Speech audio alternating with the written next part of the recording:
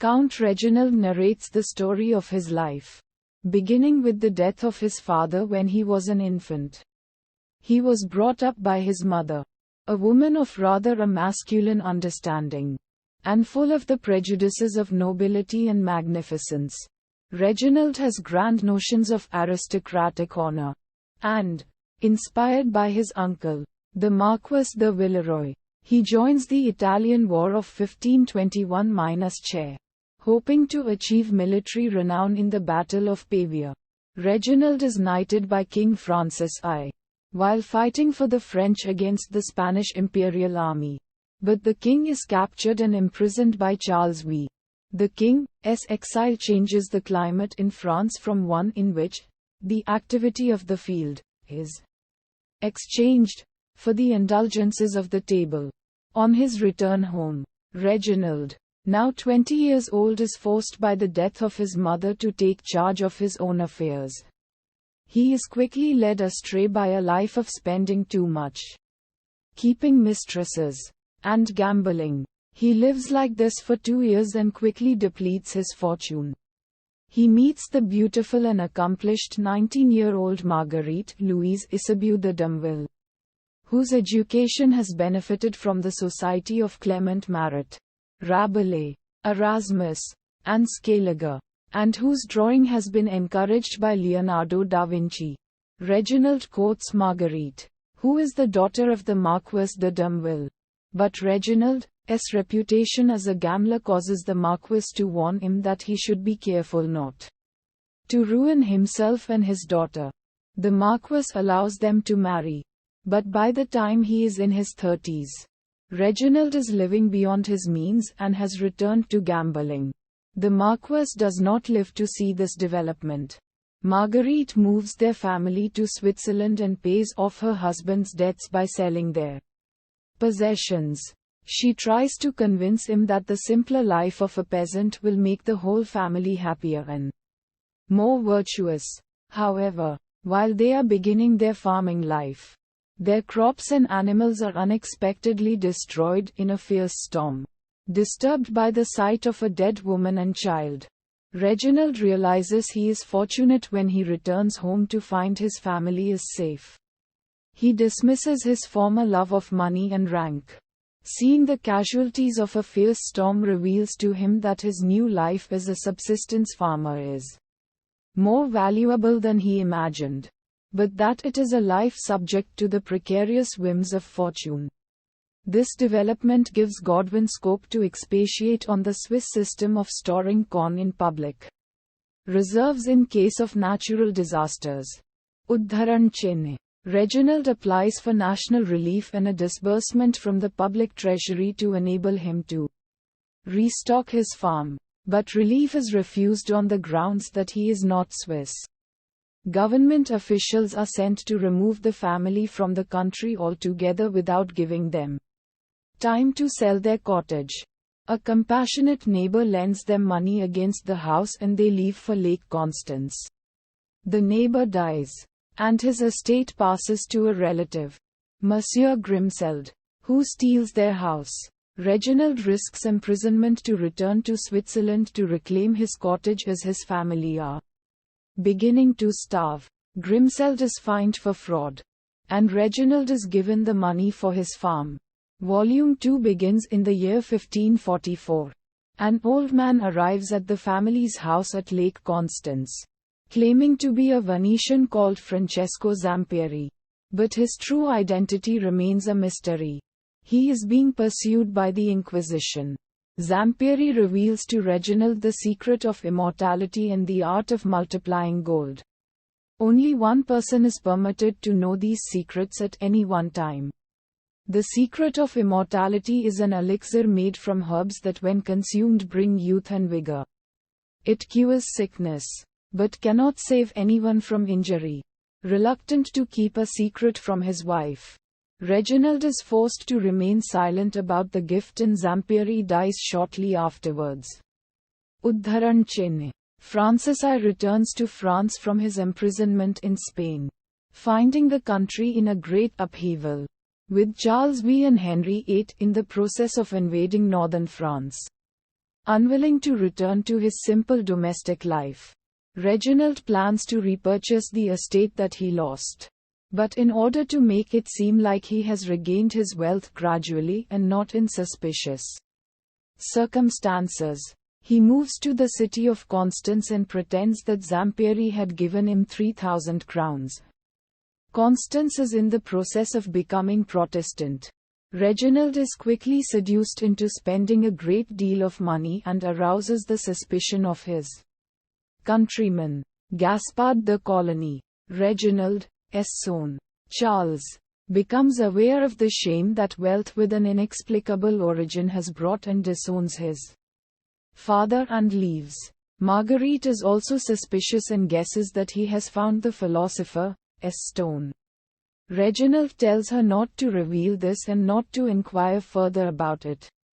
She is ill, but as the elixir can only be drunk by an adept, he cannot give it to her. The suspicions about Reginald's wealth grow to such a height that the magistrate has him arrested and questioned. He is asked about the disappearance of the stranger and about his new wealth, but refuses to cooperate. Monsieur Montluc, a Frenchman, arrives, and Reginald appeals to him for help. Montluc investigates the case, interviews Marguerite. Reginald tells him the honorable name of St. Leon, which removes the necessity for an explanation. And he does not provide a reason. Montluc refuses to help him further.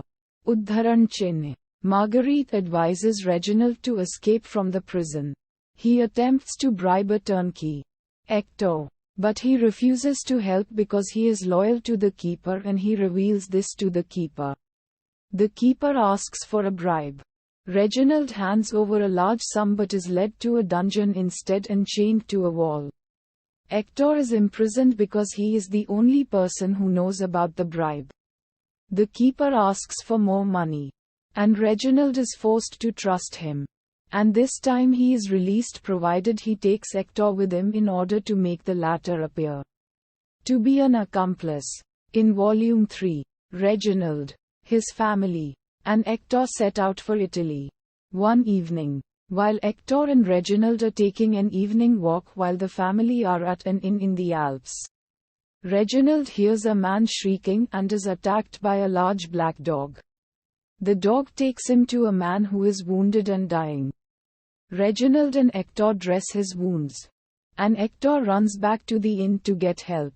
The man's name is Andrea Filosanto. He had been taking his mother's dower to her and was robbed. He dies, and the dog grieves for him. Reginald takes the dog, Charo, into his family. A few months later, the dog finds the assailant, who is apprehended, confesses to being one of the robbers, is tried, convicted, and executed. Reginald settles in Pisa, and is protected by the Filosanto family and the family of the woman Andrea was about to marry, the Caraccioli, who are powerful in the Pisan territory. Reginald spends some time practicing alchemy in a grotto, employing Hector as an assistant. Hector tells his girlfriend about the experiments, and Reginald quickly gains the reputation of being a sorcerer. His girlfriend's other lover, Agostino, is jealous and seeks revenge. Reginald is shunned, and someone shoots at their house at night. The dog is killed, and Hector is attacked. The attack is motivated by the suspicions about magic and by Hector's being of African origin. Reginald addresses the mob in an attempt to vindicate himself, but they throw mud at him and accuse him of witchcraft. Udharan Chinne. He leaves to consult with the Marchese Filosanto, and the rest of the family leave for Lucca, heading for Spain. They leave Hector in charge of their house in Pisa. When Reginald goes back to Pisa, he finds that the mob have burned his house down, that Hector has gone mad and has escaped his carers and has died defending the house. Hector was tortured by the mob, and it is clear that the crime is racially motivated. Marguerite has a miscarriage in Lucca. The family continue to Spain, and Marguerite dies in Barcelona. Distraught, The family continues to Madrid. Here, the daughters are looked after by Mariana, a former companion of their mother's. Reginald repurchases his family's French estate, and he gradually separates himself from his children, considering this to be a virtuous action. They are told to think and speak of him as if he were dead. The family still do not know the whereabouts of Charles. Udharan Chenne. Reginald moves to Madrid and spends time studying natural philosophy and ethics. He is followed by two men, who are eventually revealed to be informers for the Inquisition. He is arrested and imprisoned for sorcery. Philip II returns to Spain after his marriage to Queen Mary, and he oversees an auto da fe in Seville. Philip then travels to Valladolid for another auto da fe, at which Reginald is to be burned alive. The elixir of life cannot protect him from this punishment. While processing to Valladolid from Madrid, a horse is frightened and kicks. And in the confusion, Reginald escapes and breaks into the house of a Jewish convert to Christianity, Mordecai, just as he had appealed to the turnkey as a member of an oppressed minority. So Reginald appeals to Mordecai to help him escape the Inquisition. Mordecai helps him change his clothes and fetches the herbs needed for the elixir of immortality. Reginald now has visibly aged such that he looks like a man of 80. He drinks the elixir and becomes as young and healthy as he was on his wedding day. He leaves without Mordecai's knowledge. During his escape, Reginald accidentally witnesses the auto da fe and is horrified. Udharan Chenne. At the beginning of Volume 4, Reginald visits his daughters disguised as an Armenian merchant. He has now been away from them for 12 years. Louisa is 28. Marguerite, named after her mother, is 24. And Julia died 4 years previously after her fiancé had been imprisoned by his father for intending to marry her. Reginald pretends to have known their father and informs them of his own death. He hopes that the death certificate that he gives them will remove the dishonor from his family. Reginald leaves for Hungary and takes a house in Buda, intending to use his money to revitalize the economy after the devastation of a long war. He gives charity to poor people, becomes a corn dealer and an architect, and takes a new name, the Sieur de Chatillon. p. 366. Problems occur, however, when demand for corn becomes too great and the people suspect him of manipulating the market for personal gain. Reginald presents himself to the Turkish Pasha of Buda, Muzaffar Bey, but Bey blames him for causing civil unrest and investigates the unknown origins of Reginald's wealth. Reginald is forced to bribe him. He then meets Bethlem Gabor, a misanthropic arms dealer, and a native of Hungary, whose wife and children have been murdered. Like Reginald, Bethlem spends a great deal of time wandering, and they share their sorrows and become friends. Udharan Chenne. The civil unrest eases as the crops that Reginald has ordered to be sown are ripening and are being successfully protected by soldiers. 3 months have passed since Reginald first became acquainted with Bethlem. After expecting to meet him while traveling, Reginald is captured by Austro-Hungarian freebooters. He escapes and finds Bethlem, but without warning, Bethlem takes him to one of his castles and puts him in the dungeon. Reginald is left without food for 36 hours. And then he is given food and chained to a wall. Bethlem gives as his reason for his hostility that Reginald had helped an enemy of his, unknowingly, and that although he and Reginald had suffered the same loss of their families, Reginald had reacted to it by being kind to a great number of people and Bethlem had done the reverse. Bethlem feels shamed by this. Reginald tries to pay Bethlem to let him go, and requests a chest from his house. Bethlem opens the chest and discovers that it contains alchemical equipment. He demands gold, making it clear that he intends to keep Reginald locked up forever in order to supply it. In the dungeon, Reginald dreams that he is rescued by a knight in armor, who turns into a female angel, and that they fly away together, leaving the castle in flames. Something close to this vision comes true. Bethlehem visits Reginald's cell to tell him that the castle is under siege, and that he is experiencing remorse for keeping him captive. Bethlehem gives Reginald the means to escape, making him promise not to do so for 24 hours. Reginald waits 6 hours, justifying his inability to keep his promise with the argument that it was extorted under duress. He spends 2 hours trying to get out of the caverns, but finds that the aids he left on the walls on his way in are no longer helpful. He hears a loud shout and is startled, and concludes that he is near the outside. But a large amount of smoke convinces him to wait before he attempts to leave, and he returns to the dungeons, risking suffocation. He hides in a different cell from the one to which he was confined in case Bethlehem returns. Eventually, Reginald leaves the castle in ruins and approaches some soldiers. He immediately recognizes his son Charles, who has changed his surname to the Dumville. Charles is now 32.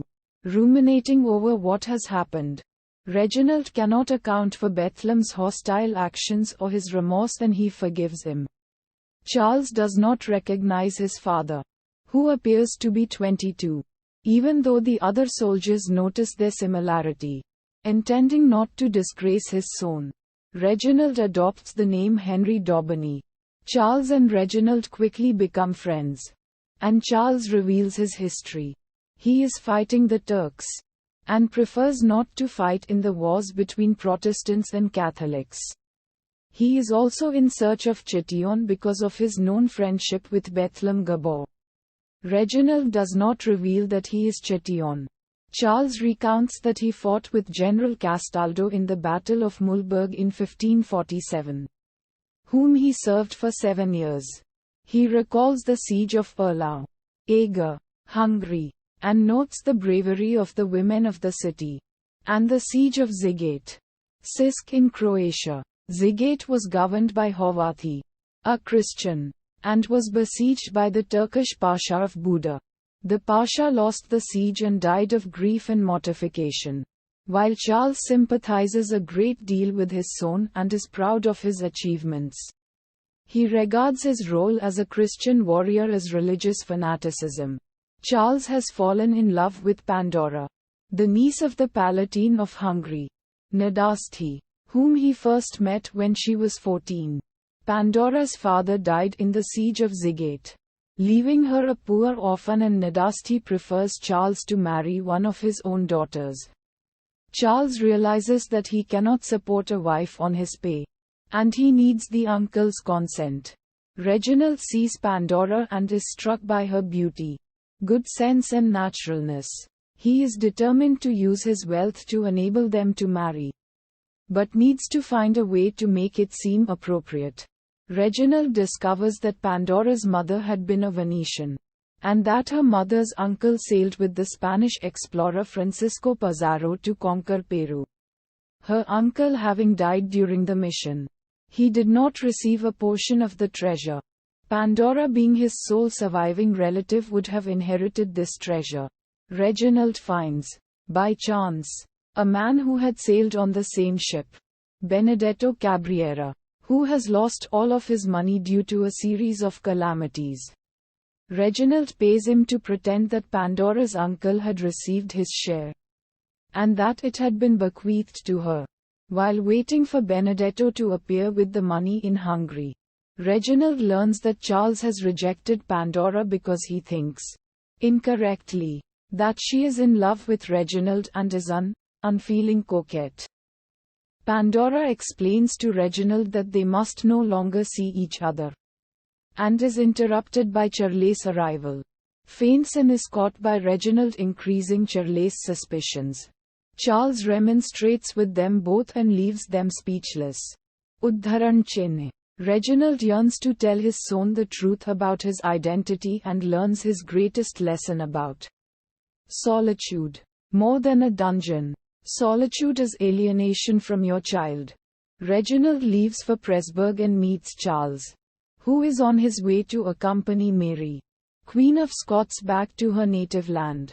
Charles confronts his father with a letter from Andrew, Count of Bathory, accusing Reginald of being Châtillon and an alchemist. He tells Reginald that he lost his father to alchemy and challenges Reginald to a duel. Reginald agrees, but leaves Presburg before the appointed time.